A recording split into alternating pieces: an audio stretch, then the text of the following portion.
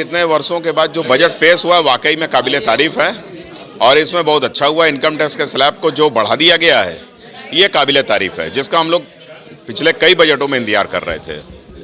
और कृषि में भी स्टार्टअप को जिस तरीके का आगे बढ़ाया जा रहा है उससे निश्चित तौर पर ये बहुत अच्छा है। जो देश का विकास होगा कृषि के ऊपर ही फोकस दिया गया है। हमारे देश का विकास तभी होगा जब हम लोग कृषि पे और उद्योग पे चारों तरफ हम लोग ध्यान देंगे। तो चतुर्दिक देखा जाए सबके लिए फायदेमंद बजट है, बहुत अच्छा बजट है। तो सब मिला जुला के अगर देखा जाए तो ये किस तरह का बजट रहा लोगों के लिए और आम नागरिकों के लिए कैसा? ये देश को आगे बढ़ाने वाला बजट है। ये देश को 100% आगे बढ़ाने वाला बजट है, क्योंकि कृषि हमारी एक जड़ है। कृषि में हमारे किसान अगर खुश तो देश खुशहाल। ये पहले से ही बोला जाता था, उद्यमी खुशहाल, व्यापारी खुशहाल तो देश खुशहाल। जब सबके लिए बढ़िया बजट है तो देश के लिए भी अच्छा बजट है और हम सबके लिए बड़े गर्व की बात है कि इतना अच्छा बजट इस बार बना है। ये बजट से व्यापारियों 100%। ये बजट से व्यापारियों का क्या रुझान है? बहुत अच्छा रुझान है, इसलिए कि आयकर में छूट की सीमा आपको मिल गई है बहुत जबरदस्त, जो इतने वर्षों तक 2014 के बाद पहली बार मिली है। अब इससे याद है आपको क्या चाहिए। बजट को देखा जाए तो अच्छा ही हुआ है, पर जो उम्मीद थी जीएसटी कम करने की वो नहीं हुआ है। पर जो इन्होंने आयकर में छूट दी है ये अच्छा दिया है। कृषि में इन्होंने जो मोटे अनाजों के लिए सुविधाएं दी हैं, छूट दी हैं, वो भी अच्छा है। स्कूलों के लिए भी सही है और 157 नर्सिंग होम वो हॉस्पिटल खोल रहे हैं, ये भी अच्छा है।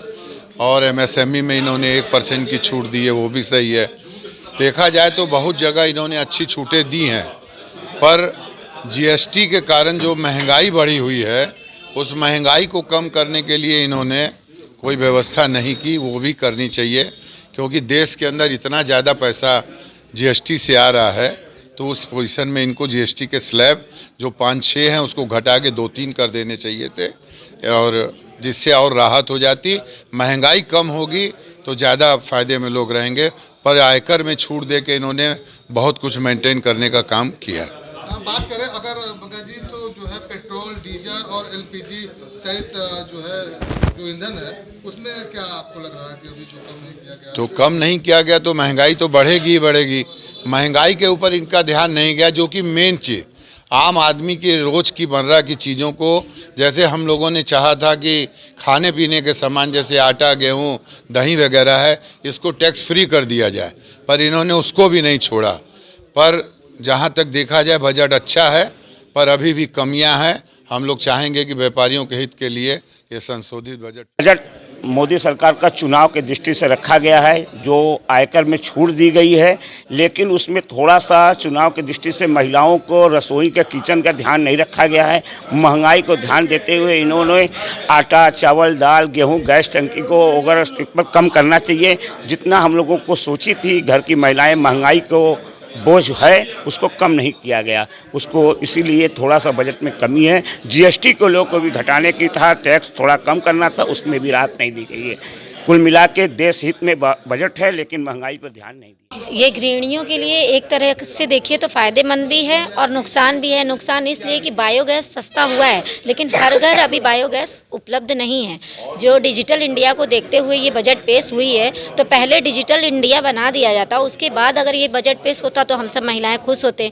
लेकिन हमारा गैस ही नहीं सस्ता हुआ, तो हम लोग को तो इससे खुशी नहीं मिलेगी। ले दे के हमारा तो चलना अपने रसोई घर से ही है, शुरुआत हमारी वहीं से होती है। किचन में कोई ध्यान नहीं रखा गया। हम लोग के किचन का पिछले बार के भी बजट में ध्यान नहीं रखा गया और इस बार के बजट में वो बायोगैस सस्ता की है, लेकिन वो अभी हर घर पहुंचा नहीं है। तो इससे हम लोग को क्या राहत मिला?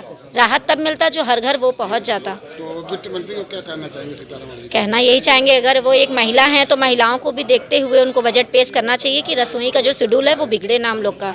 वो तो बिगड़ गया ही है और लगातार बिगड़ता ही जा रहा है। हम लोग को जो आशा थी कि आज के मतलब इस बजट से हम लोग को ये उम्मीदें थी कि शायद इस बार हम लोग का जो रसोई से जुड़े हुए चीज़ें हैं वो सस्ती होंगी। सस्ती हुई, साइकिल सस्ती हुई, बच्चों के खिलौने में सस्ताई आई, ये सब एक राहत है। लेकिन जिस तरीके से रसोई घर का देखा जाए तो वो दिन पे दिन बढ़ता जा रहा है। ये सिगरेट को महंगा कर दिया गया है, इसलिए क्या कहेंगे? इसके लिए तो बहुत अच्छा है कि सिगरेट महंगा रहेगा तो जेंट्स लोग पियेंगे नहीं। हर घर में ये सब चीज़ों से दिक्कतें आ रही हैं, बीमारियाँ फैल रही हैं, वो तो एक अच्छा है। है इनका उद्देश्य। आपके हिसाब से अभी इस जो बजट पेश हुआ है महिलाओं के लिए, तो इसमें क्या क्या चीज़ें अभी कम करनी चाहिए थी या क्या ध्यान रखना चाहिए? सबसे ज़्यादा तो इनको रसोई गैस पे हम लोग के ध्यान देना चाहिए। हमारा सबसे बड़ा जो है रसोई गैस से ही शुरुआत होती है महिलाओं की, तो इस पे इनको विशेष ध्यान देना चाहिए। पिछली बार के भी बजट में सारी महिलाएं नाखुश थीं और इस बार की भी बजट में कुछ नाखुश ही होंगी, क्योंकि हम लोग के पक्ष में अभी ऐसा लघु उद्योग भारत उद्योग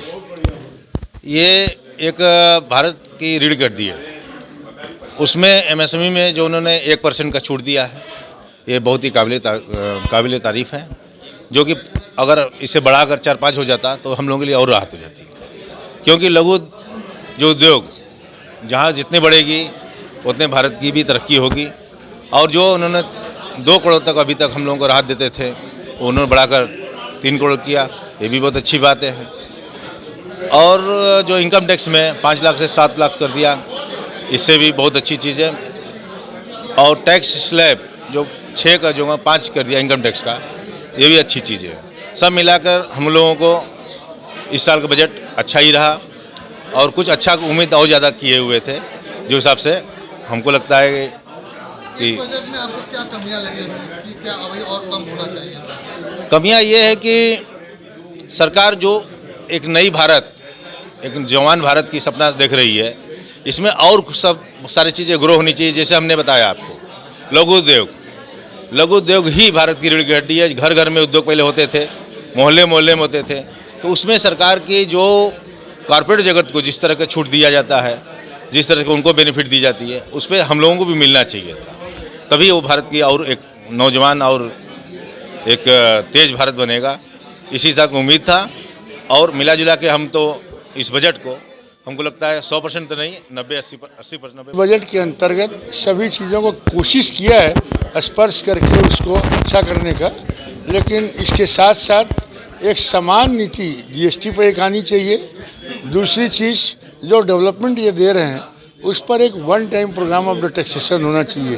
जो विभिन्न मदों से लेने का प्रयास है वो एकल योजना में हो और एक जगह उसको ऑर्गेनाइजेशन हो। किसी भी क्षेत्र में इन्होंने 1 पॉइंट बनाना जरूरी है। एक पार्किंग के सिस्टम पर मैं डेवलपमेंट पर बता रहा हूँ जो इन्होंने किया है, किसी सिस्टम एक ही जगह एक मानक व्यवस्था हो जाए। जितने एग्रो पार्किंग स्टैंड बने हुए हैं उसकी एमएसटी बने और उस एमएसटी से ये ऐसा कार्य करें कि सारा टैक्स इनको सेव मिल जाए और सारी चीज़ें बनी हुई रहें। ये शिक्षा पर इन्होंने 27,000 स्कूलों को एकलव्य स्कूल खोला, एम्प्लाई किए, ये ठीक है। एग्रो पार्क पर ठीक है। बजट में रेलवे पर भी इन्होंने डेवलपमेंट में पैसा देने का कहा है, वो भी ठीक है। और सारी योजनाओं में इनका सराहनीय कार्य है। केवल मध्यम वर्गीय लोगों के लिए इन्होंने रसद, चावल, दाल, आटा, सब्जी जो गरीब तबके के लोग झोले में लेके जाते हैं उस पर इनका कार्य बहुत सराहनीय नहीं रहा। अन्य आगे भविष्य में देखा जाए कि हम लोग के चिंतन को कितना समझ पाते हैं और इस देश का जो 1/4 पॉपुलेशन ऑफ द वर्ल्ड है कितना सराहनीय कार्य करते हैं। इस कार्य के लिए मैं निर्मला सीतारमण जी को अपनी तरफ से हार्दिक आभार व्यक्त करता हूँ। ये इसमें बजट में तो महिलाओं को कोई राहत नहीं मिली है जितनी की उम्मीद थी वित्त मंत्री जी से। अगले बार भी कुछ नहीं मिला, इस बार भी कुछ नहीं मिला, क्योंकि महिलाओं को घर बाहर किचन सब कुछ देखना होता है, व्यापार भी देखना होता है। महिलाओं को आत्मनिर्भर बनाने के लिए कुछ न कुछ वित्त मंत्री जी को महिलाओं की विशेष सोच करके करना चाहिए था। वित्त मंत्री भी एक महिला है, तो क्या ये महिलाओं को ध्यान में रखकर बजट नहीं पेश किया गया? नहीं, बिल्कुल भी नहीं। या मैं वित्त मंत्री जी से भी कहना चाहती हूँ कि महिलाओं की जितनी भागीदारी है संसद में और संविधान में जितना भी महिलाओं को मिला हुआ है, जितना परसेंटेज, कम से कम उतने परसेंटेज को ध्यान में रखते हुए महिलाओं के लिए बजट में कुछ न कुछ तो लाना ही चाहिए, क्योंकि महिलाएं घर बाहर हर कुछ देख रही हैं। अगर और डिजिटल इंडिया जो बनाया गया है इसमें महिलाओं की ज़्यादा भागीदारी है, तो महिलाओं के बिना महिलाओं की अपेक्षा करते हुए बजट लाया गया है। तो क्या लग रहा है कि ये निराशाजनक है? बिल्कुल निराशाजनक है। इस बार इस पे फिर से उनको सोचना चाहिए और हम लोगों के लिए कुछ न कुछ राहत देने का काम करना चाहिए। दाल चावल ये जो महिलाओं के घर का सामान पूरा का पूरा बजट ही बिगड़ जाएगा। सिगरेट महंगा होने से हम लोग को क्या फ़ायदा? हम लोग तो और चाहते हैं नशा मुक्ति हो, शराब बंद हो।